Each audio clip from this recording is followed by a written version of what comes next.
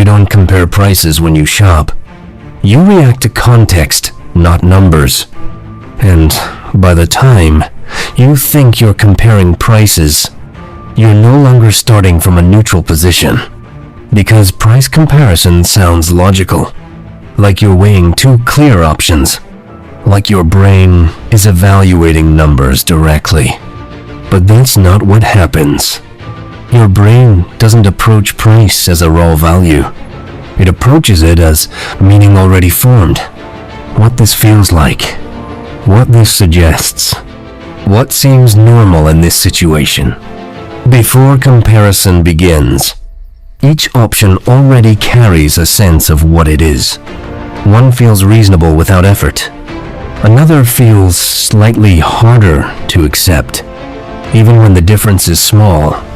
So comparison doesn't start from zero. It starts from interpretation. And interpretation changes what you think you're comparing. Because you're no longer looking at price alone. You're comparing how each price feels within its context. That's why the same number can feel expensive in one moment and acceptable in another. Nothing about the number changed. Only the meaning around it did. And your brain doesn't separate those two things cleanly.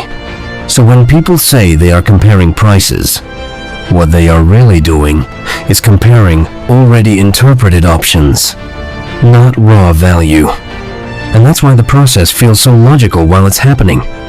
Because the reasoning is real. It's just operating after meaning has already taken shape. So maybe the real issue isn't that you're bad at comparing prices.